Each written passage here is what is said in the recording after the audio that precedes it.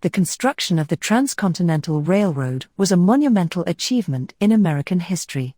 It connected the United States from coast to coast, revolutionized transportation, and helped spur economic growth.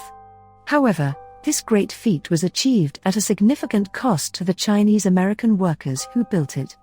They faced harrowing conditions, dangerous work, and were subjected to inhumane treatment that has been largely overlooked in history books. In the mid-1800s, the construction of the Transcontinental Railroad was underway, and Chinese immigrants were actively recruited to help build it. They were promised good wages, housing, and transportation to the job site. The reality, however, was far different. Chinese workers were paid much less than their white counterparts, lived in extremely poor conditions, and often had to pay for their own food and water. They were also subjected to dangerous work conditions and long hours. The Chinese workers were often tasked with the most dangerous work, such as building tunnels and laying tracks through mountainous terrain.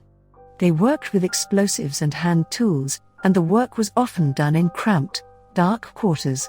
Many workers were killed or injured during the construction process, and their deaths were often not recorded or compensated for. The inhumane treatment of the Chinese-American workers went beyond just their working conditions. They were also subjected to discrimination and violence from white workers and local communities. Chinese workers were often looked down upon as being inferior and were forced to live in segregated camps away from white workers. They were also subjected to violence from white workers, who would often attack them as they walked to and from work. The Chinese workers were also subject to discriminatory laws and policies, such as the Chinese Exclusion Act of 1882, which prohibited Chinese immigrants from entering the United States. This law remained in effect until 1943 and had a significant impact on the Chinese-American community. It made it difficult for Chinese workers to bring their families to the United States, and it prevented them from becoming citizens.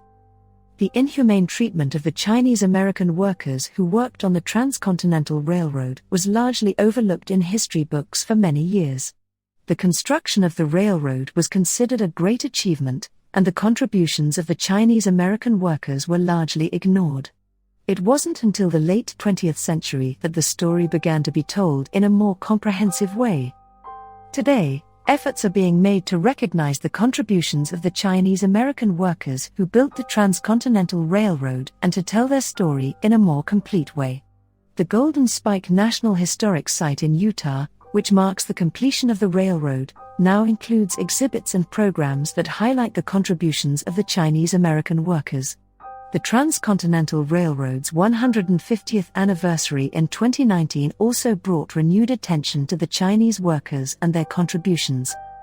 However, more needs to be done to fully recognize the contributions of the Chinese-American workers and to acknowledge the inhumane treatment they received. There is still much that we don't know about their experiences and the impact that the construction of the railroad had on their lives. By bringing their story to light, we can honor their contributions and ensure that their legacy is not forgotten.